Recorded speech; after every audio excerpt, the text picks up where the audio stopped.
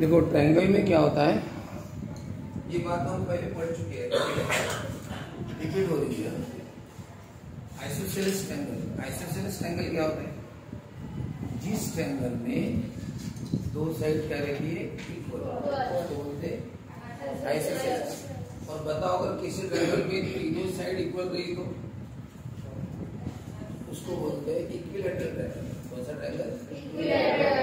जैसे तीनों side equal है, ये भी 5, ये भी 5 और ये कौन सा ट्रायंगल हुआ? इक्विलैटरल। कौन सा? इक्विलैटरल। और मान के चलो दो साइड इक्वल है। अब बताओ ये 5, 5 और 6 हो गई तो इक्वल दो है ना, जिसमें दो साइड इक्वल है उसको क्या बोलते हैं? आइसोसेलेस। तो अपना कौन सा थ्योरम है? आइसोसेलेस, यानी दो साइड। ठीक है, अब आप बताओ, ये आपको दिया रहेगा गिवन, क्या दिया रहेगा कि दो साइड क्या है इक्वल, ए बी और ए सी। नाम भी देंगे वो कौन सी साइड। और होता क्या है, आप पहले इसको हाउ टू सॉल्व, फिर सॉल्व कैसे करना, कैसे करना, पहले ट्रायंगल का नाम लिखना। इन ट्रायंगल ए बी, कौन सी साइड इक्वल है वो लिखो, ए बी और ए सी, वो लिखना पड़ेगा। सर ए बी और ए सी इक्वल है, क्यों इक्वल है? केवल दिया था इसलिए लिखा, ठीक है ना। ठीक है, अब होता क्या पता है क्या, अगर दो साइड इक्वल है तो एंगल भी इक्वल रहेगा। एक ज्योमेट्रिकल कंसेप्ट है, जैसे अगर दो साइड इक्वल में ना तो दो एंगल भी इक्वल है। फिर सर अगर दो साइड इक्वल है तो दो एंगल भी इक्वल है। वो दो एंगल कौन से? क्योंकि एंगल तो तीन रहते कितने? अब बताओ वो कौन से दो एंगल इक्वल है? ए और सी इक्वल है कि ए और बी इक्वल है या बी और सी? कौन सा इक्वल? हाँ, तो कैसे कैसे समझोगे हो?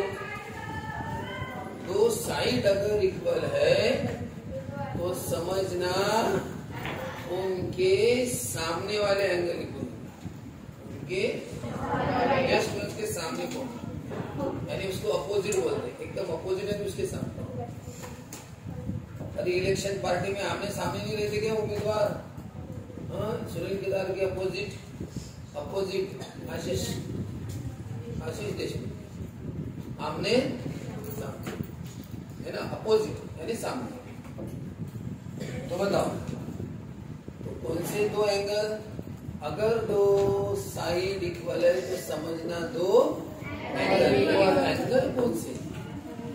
उसके अपोजिट, यानी इस साइड का अपोजिट कौन है? बताओ, ए बी के अपोजिट में कौन एंगल? इस साइड के अपोजिट कौन है? C angle. और इस साइड के अपोजिट कौन है? B angle. वो दो एंगल इक्वल निकलेगा। देखो ये ट्रायंगल एबीसी, दो साइड इक्वल है, ए बी और ए सी दिया हुआ है। तो हमारी टेक्निक क्या होती है? अरे दो साइड इक्वल है क्या, इसका मतलब क्या होगा? दो एंगल। क्या होता है, कुछ चीजों से हम कुछ एज्यूम कर लेते हैं और सही एजम्पशन रहता है, गलत नहीं रहता। कैसे? एक बताओ, अगर किसी ने 24 लाख की कार ली, किसी ने कौन सी कार ली? 24 लाख ली तो कार 24, लेकिन उससे हमने एज्यूम कर लिया कि वो सपोज हमारा कपड़े का शोरूम है या फिर अपने ट्यूशन क्लास है।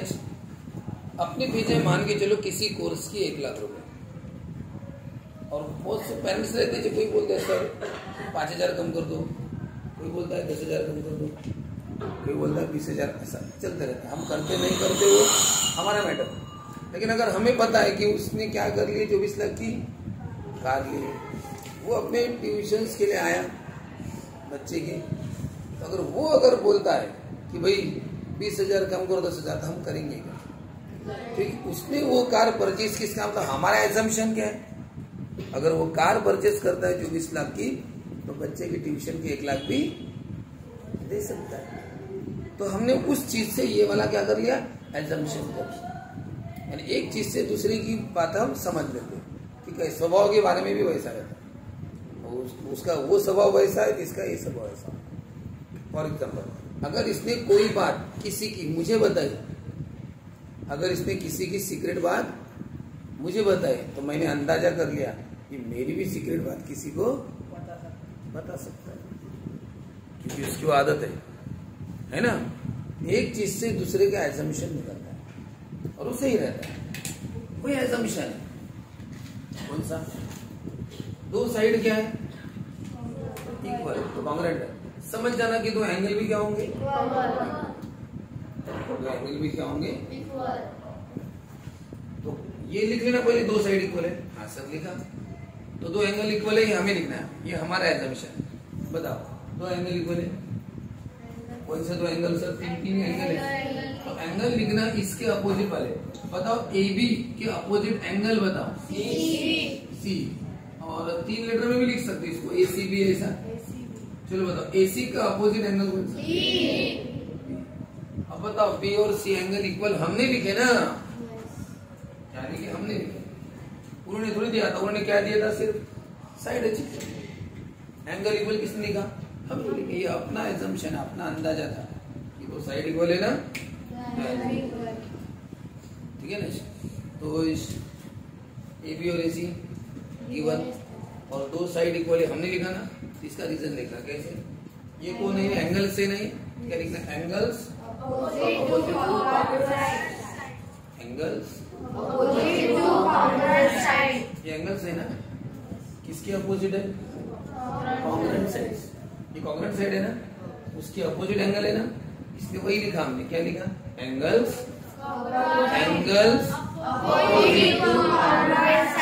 एंगल से opposite to congruent. Congruent side के अपोजिट एंगल भी कॉन्ग्रुएंट टच रहते हैं। साइड कॉन्ग्रुएंट है तो एंगल भी कॉन्ग्रुएंट। बस इसको इंग्लिश में बोला, ठीक है? एंगल्स अपोजिट टू कॉन्ग्रुएंट, वही वर्ड। कॉन्ग्रुएंट साइड्स के अपोजिट एंगल वो भी कैसे रहते हैं? इक्वल। चलो ठीक है। अब दूसरी बात, अगर कभी ऐसा हुआ तो सर कि ट्रायंगल में आपको दो एंगल इक्वल दिए, देखो अच्छे से देखो, यहाँ पे साइड इक्वल दी, यहाँ पे साइड इक्वल दी, यहाँ पे क्या इक्वल दी? तो फिर हम वही टेक्निक, अगर एंगल इक्वल है तो how to solve in triangle ABC. कौन इक्वल है? दो साइड एंगल। Reason given. देखो थोड़ा सा फर्क पड़ गया, यहाँ पे साइड इक्वल थी गिवन, यहाँ पे एंगल इक्वल है तो गिवन, और जो पहले दिया है वही लिखना पड़ता है। एंगल दिए तो एंगल लिखो, साइड दी तो साइड करें। और अब बताओ हमारा एजम्पशन क्या है? अगर दो एंगल इक्वल है, साइड भी इक्वल। कौन सी साइड? अपोजिट। कौन सी? अपोजिट। बताओ बी के अपोजिट कौन है? एसी। और सी के अपोजिट इक्वल, तो रीजन लिखना पड़ेगा ना, साइड। ये साइड से है ना, तो नाम साइड से लिखना, साइड्स अपोजिट टू, और यहाँ पे एंगल।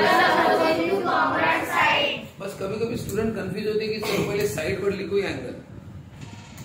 ये जो है वो पहले लिखना, एंगल है ना तो पहले एंगल वर्ड लिखना, और ये कौन है? क्या लिखना? साइड।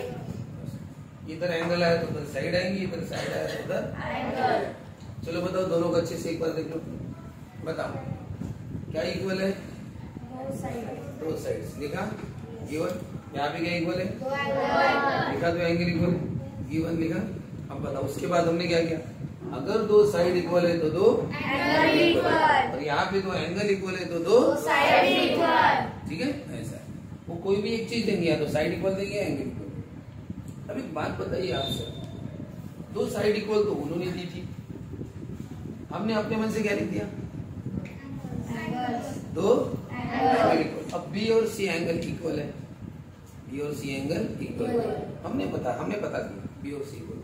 अगर बी 50 डिग्री का होगा तो सी भी कितना होगा? 50। ये फिर बात क्लियर हो गई। ये प्रॉब्लम है तुम्हारे सामने, इन्होंने आपको दो साइड इक्वल दी, पी क्यू और क्यू आर दिए ना इक्वल, और पूछा कौन सा एंगल है? आर।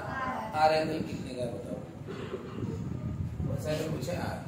आर भी पूछ सकते हैं, क्यू भी पूछ सकते हैं, दोनों पूछ सकते हैं, आर और क्यू दोनों, ठीक है? बताइए कैसे दिया? क्या है? दो साइड। तो क्या कौन सी कंसेप्ट है? दो एंगल इक्वल की दो साइड ना, इस मेथड से बताओ सबसे पहले क्या लिखना पड़ता है? पहले जो इक्वल है बताओ।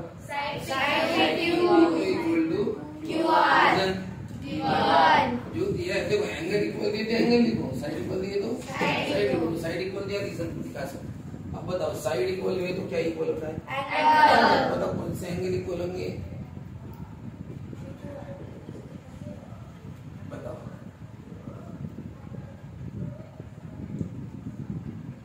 बताओ बताओ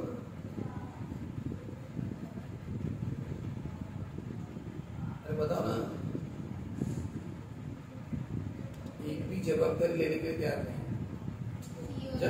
जब ऐसा हाथ कर रहा हो तो सर आपने नाम थोड़ी दिया, तो मेरे तरफ थोड़ी इशारा करके आप उसकी तरफ करो। मेरी जवाबदारी थोड़ी है, मेरा नाम थोड़ी दिया।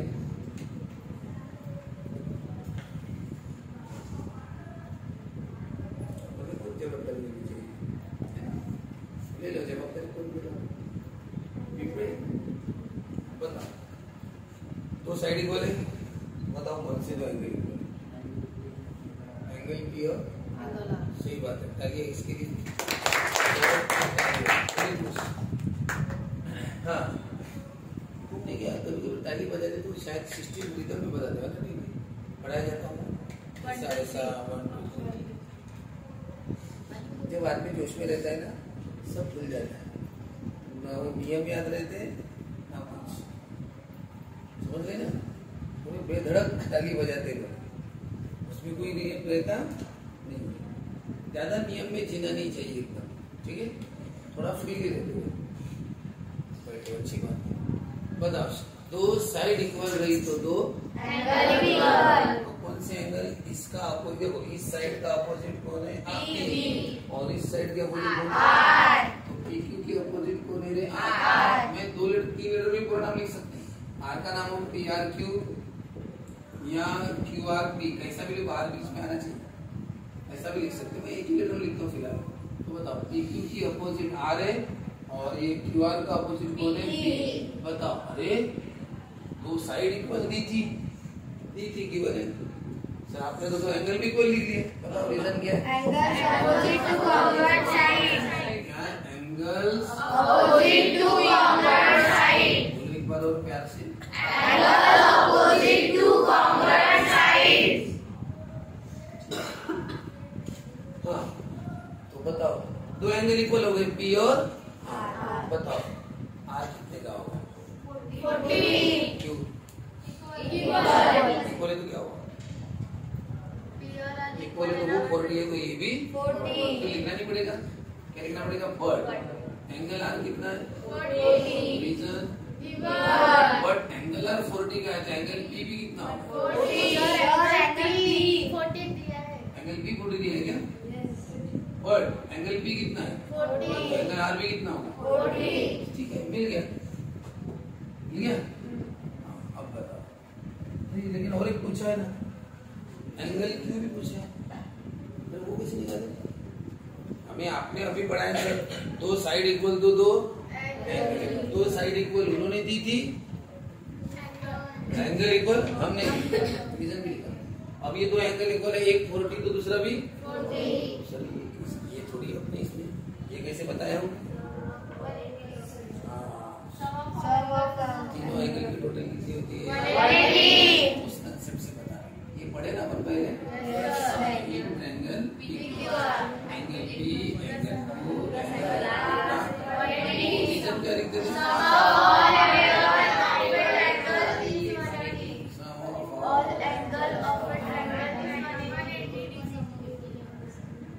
इज 180 वगैरह लिखने की जरूरत है, वो यहाँ पे लिखा है ना बस। चलो ठीक है, बताओ अब P कितना? 40 कितना? अगर मैं ये नहीं लिख के दूंगा तो आप कर नहीं पाएंगे क्या? कर लो ना।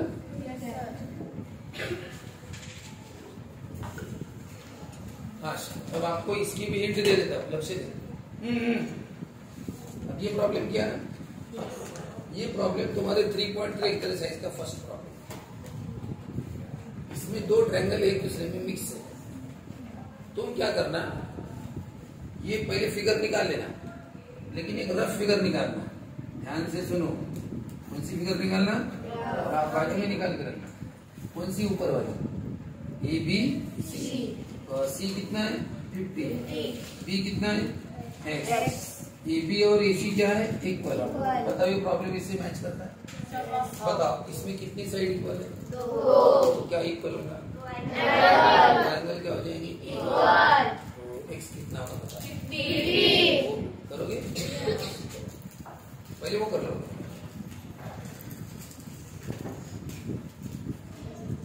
हाँ, ये triangle P Q R P कितना है? 40। सर क्यों नहीं पता? आर कितना है? 40। इक्वल टू कितना है? 40 plus 40 80।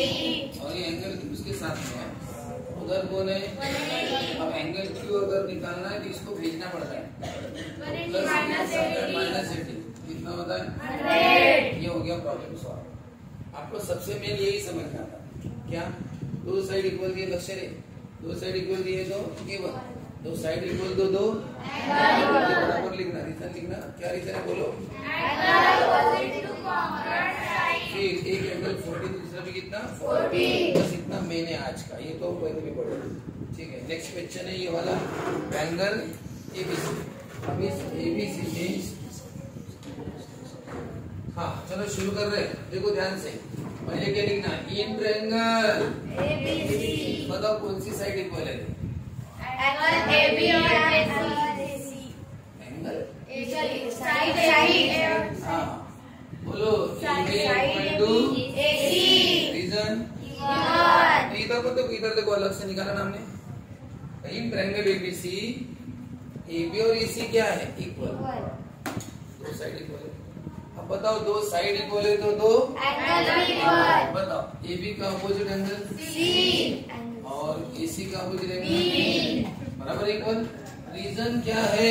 Angle opposite to congruent side equal के बराबर। बताओ सी और बी इक्वल है बोलते। बताओ सी के नीचे लिखो। अब एक काम करो, यहाँ पे एक्स दिया है ना, तो डायरेक्ट डायरेक्ट लिखो। तो सी कितना है? 50 और बी कितना है? ऐसे लिखो। ठीक है, बी के नीचे एक्स लिख देना और सी के नीचे 50। तो बताओ हो गया ना? एक्स कितना हो गया? 50। अब उन्होंने क्या बोला? Find x. एक्स चलो अब दूसरा वाला। अब कौन सा है? नीचे वाला। अब नीचे वाले का भी रफ फिगर निकालो। बी सी और नीचे कौन है? डी। ये दो साइड इक्वल दिए, ये 60 और ये कौन है? बताओ कैसे लिखना? इन ट्रायंगल सीडी बोलो कौन इक्वल है? साइड बीडी और साइड सीडी। हाँ देखो मैं ऐसा भी side BD congruent then side CD. Reason ये है ना? दो साइड इक्वल है तो बताओ क्या इक्वल होता है? दो एंगल। बताओ कौन से? एंगल बी और एंगल सी। इनके अपोजिट एंगल, इसके अपोजिट में सी और इसके अपोजिट में बी। तो एंगल सी और एंगल बी क्या हो गए? Equal. Reason angle opposite to congruent side. Angle opposite to congruent side. बताओ सब जगह एक ही प्रैक्टिस चल रही है। साइड इक्वल केवल साइड इक्वल एंगल। रीजन लिखो। साइड इक्वल दिए केवल साइड इक्वल दो एंगल उनके अपोजिट, वही तो चल रहा है। बोलो अब बताओ इसमें सी कितना दिया है? बी कितना दिया है? 60। वाई कितना हो गया? 60। यही पूछा था। Find value of x and pause करो। अरे बाप रे, एंगल ए बी ये पूछा है ना? मतलब ए बी डी तो बड़ा एंगल हो गया। बताओ ये इसके अंदर कितने एंगल है? तो दोनों मिलके ही बनेगा ना? हाँ, एंगल एबीडी। अब शुरू आगे का यहाँ पे। अब बोलो एंगल एबीडी दिख रहा है? हाँ बोलो एंगल एबीडी कौन से दो एंगल से बना है? बराबर है। इससे एबीसी और एबीसी प्लस सीबीडी। समझ रहे ना? हाँ बोलो एबीसी कितने का है? एक्स। सीबीडी कितने का है? 60। और एक्स कितना था? 50। एक्स 50 था ना? तो 50 प्लस 60। दोनों एंगल एबीडी कितने डिग्री का हुआ? 100। ये 60 है वो 50 है, दोनों मिला के कितना बड़ा एंगल होता है? 110 का। लिखने की टेक्निक पता होनी चाहिए। एंगल एबीडी इक्वल टू लिखा है मैंने, तो एंगल एबीडी इक्वल टू वो बना कैसे, एक एबीसी प्लस सीबीडी यानी x प्लस 60 यानी रिकॉर्ड करो फिर 50 प्लस 60। चलो बताओ कौन सा क्वेश्चन है। अब आप बताओ ए सी डी कैसे लिखना चाहिए, ए सी डी बोलो कैसे लिखूं, A C B plus A C B plus B C D. बोलो ए सी बी कितना है और ये बी सी डी कितना है और y कितना है, कितना हुआ, चलो मिल गया ये, ओके।